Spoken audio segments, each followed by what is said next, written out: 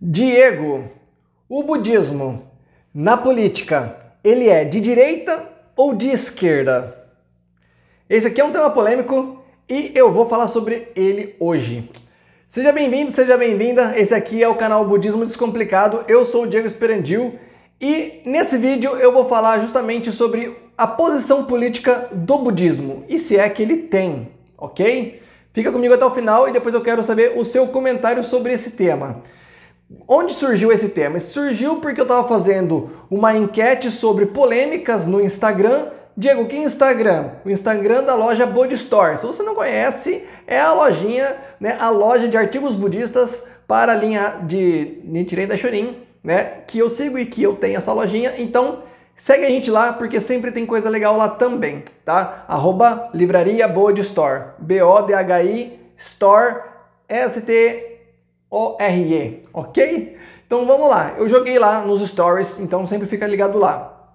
Nos stories eu joguei uma enquete e aí falei, me fala um tema polêmico sobre budismo e um dos temas era falando justamente isso. A pessoa me perguntou o seguinte, tá certo os budistas terem budistas que apoiam o presidente atual do Brasil? E aí foi um tema bem polêmico. Bom, vamos lá. Primeira coisa, vamos falar o que é budismo.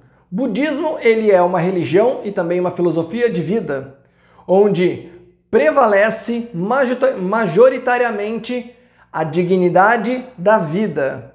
Priorizar a dignidade da vida, a dignidade das pessoas poderem viver em paz, viverem bem, viverem felizes, ok? E aí, buscando também o significado da palavra política, né, eu busquei aqui a seguinte tradução: arte ou ciência da organização social. Então, assim, todos nós somos políticos, todos nós fazemos política em algum âmbito, desde a nossa família, nossa escola, nossos amigos, nossa faculdade, trabalho, né? Então, aquela coisa, você é muito diplomático, você é uma pessoa mais brigona e tal. Isso também é política, é a arte da organização entre as pessoas. Você já pensou nisso? Já parou para pensar nisso? Então, quando nós falamos de política, em geral, nós falamos mais dos políticos, né? Nós falamos do presidente, do governador, prefeitos, vereadores e tudo mais, deputados, senadores, porque eles são representantes da política, né, organizacional do Brasil, né, do Estado. Então, quando nós estamos olhando nesse âmbito, nós estamos procurando um representante. E esse é uma pessoa que vai representar o quê? Como nós, ou na questão de democracia e de votação, como a maioria pensa em organizar o sentido do futuro do nosso país, ou do nosso estado, nossa cidade, enfim, né? Então, quando nós estamos pensando em política, nós estamos buscando um representante. E aí entra a polarização. As pessoas, elas são mais de esquerda ou mais de direita? Quem é mais o quê? E é aquela coisa, né? O budismo como filosofia de vida, o budismo como religião, ele não tem um partido político, ele não é partidário, ele não busca isso. A questão é, os votantes, as pessoas que estão votando naquele âmbito, elas estão de acordo com os seus parâmetros, de acordo com a sua consciência. Ela busca mais organizar a cidade, a sua sociedade, mais por um lado capitalista ou mais socialista, ou enfim, tem um monte de abreviações sobre isso, né?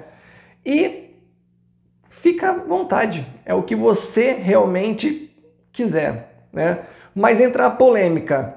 O budismo, ele é o quê? O budismo não é nada, começa por aí. O budismo não é nada. As pessoas, elas têm uma visão política e elas vão escolher. Não tá certo ou errado ir mais por um lado de direita, de centrão ou de esquerda. A questão são representantes. E você está buscando esses representantes a partir de qual fundamento, de qual fonte, de qual histórico? O budismo, ele tem um conceito, né, que é uma premissa, uma máxima da filosofia budista, que é a lei de causa e efeito. O nosso voto, ele reflete no representante, que reflete na visão política, na visão de organização que ele tem para aquele âmbito, né? Qual seja ele foi eleito. E você escolheu essa pessoa? Você olhou o histórico dessa pessoa? Você olhou a índole dessa pessoa? Você acompanhou de fato? E aí, de repente, você vota numa pessoa e agora a pessoa simplesmente está fazendo tudo o que é reflexo do que ela já prometia, do que ela já fazia, de como ela já interagia, né, como ela já via a visão política dela. Então, tá certo o budista apoiar o presidente atual? Depende. Se ele está buscando principalmente se conectar com todo o histórico do presidente atual, com tudo que ele já falava antes de ser eleito e o que ele faz atualmente, então tá certo para ele. Mas se a pessoa ela votou e não sabia de tudo que era feito antes, então faltou informação, faltou acompanhamento, né? Faltou estudo, porque é um representante. Se nós usarmos bem, né, uma analogia da lei de causa e efeito, você se conectou com alguém que também tem essa mesma vibe que você, ou vice-versa, você tem a mesma vibe que essa pessoa. E o país foi votado pela maioria, né, e chegou a eleger essa pessoa. Então as pessoas estão mais conectadas com esse tipo de pessoa mesmo. Felicidade ou infelicidade, essa é a realidade. O que nós temos que fazer, pelo menos pelo olhar budista, é justamente considerar mais a lei de causa e efeito, considerar mais o que eu penso sobre política, ter uma opinião política de fato, né, mínima que seja, se eu penso mais na organização por um lado X ou por um lado Y, e as pessoas que vão representar da forma que eu realmente acho que pode ser melhor. Faz sentido para você? Então, essa é a relação da política com a pessoa ser budista. Não posso nem falar do budismo em si, porque o budismo não é partidário, tá? E aí, você tem essa sequência. Tem uma galera também que fala assim, né? Pergunta se o budismo ele é antifascista, porque também tem uma polêmica em cima disso em questão da política. Bom, volto naquele ponto. O budismo ele é a favor da dignidade da vida. O que é o fascismo? O fascismo é todo um conceito também de ideologia política, filosófica e também de regime, onde começou em 1922 na Itália com o Mussolini. Se você não conhece essa história, então dá uma olhada lá. Mas basicamente o conceito é um forte controle centralizado acima dos valores individuais sociais, tá? Então, quer dizer, é um controle onde um representante máximo, ele controla independente da vontade das pessoas. E aí, né, vou trazer uma analogia e você vê o que você acha sobre o fascismo. Quando o budismo ele começou a crescer, né, novamente, foi no Japão na década de 30, com a fundação da Soka Gakkai, uma organização de budistas. Duas pessoas começaram, Tsunesaburo Makiguchi e Josei Toda. Eles conheceram o budismo e eles começaram a aplicar o budismo de uma forma mais formal. Eles praticavam o budismo na casa deles, mas eles eram professores, educadores. E eles começaram a criar uma relação entre a educação para criar valor, né, transformação interior nas pessoas. Primeiramente num cenário mais educacional, professores e afins, e depois a coisa foi crescendo, década de 30. Só que veio a Segunda Guerra Mundial e o governo do Japão falou categoricamente, para a gente poder ajudar na guerra, vamos todos pensar de uma forma só, inclusive na religião. Todos vão praticar o shintoísmo.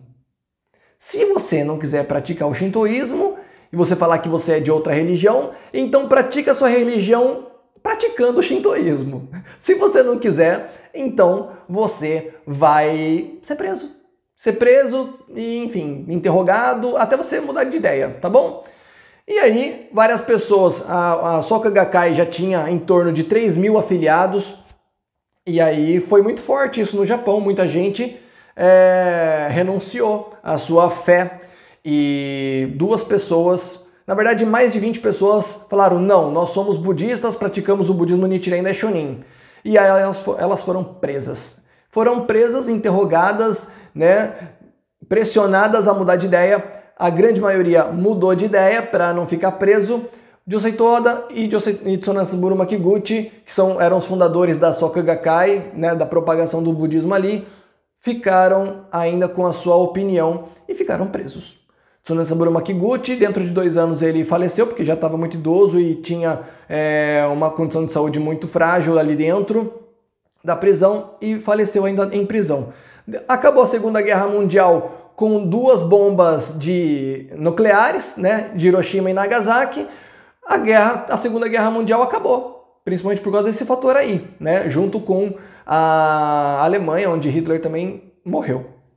E aí o Japão falou, não, agora todo mundo pode praticar o que quiser, né? Já não deu mais nada mesmo. E aí começou-se, né, a ter essa liberdade. Então, quer dizer, o budismo, entre outras religiões que poderiam ter existido ali naquela época, eles foram vítimas do fascismo.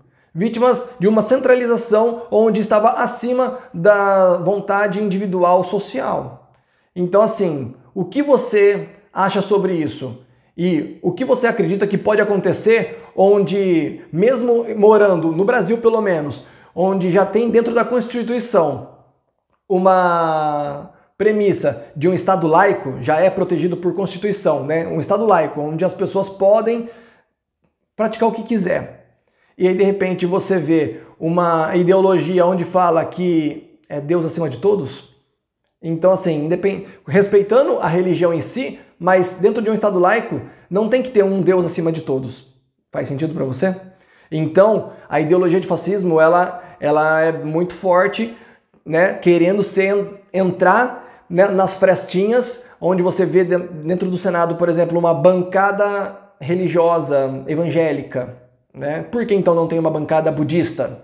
Por que não tem uma bancada católica, uma bancada de candomblé e de espiritismo, enfim? Porque, entendeu? Faz sentido para você isso? O objetivo entre o budismo sobre um olhar da política a dignidade acima né, a dignidade da vida acima de todos. É dar a responsabilidade para cada um e assim gerar uma organização, né, onde as pessoas elas votam nos representantes com essa ideologia, essa ideia organizacional, organizada, né, seja ela por direita ou por esquerda, não tem certo nem errado, é uma forma de lidar com a organização. E você vai colocar uma pessoa que está bem conectada com o seu estado de vida, com a sua forma de ver o seu futuro nesse país. Então, tá certo o budismo apoiar o presidente atual? Se a pessoa ela apoia o presidente atual, sabendo de todo o histórico, sabendo de tudo que ele está fazendo a partir da dignidade da vida, então essa pessoa, ela não sei se ela está praticando corretamente o budismo, tá? Ela pode estar conectada lá e está muito certa, e ok, respeito. Mas talvez ela não esteja de acordo com o que o budismo prega sobre as pessoas. E, enfim, sobre um olhar político e organizado.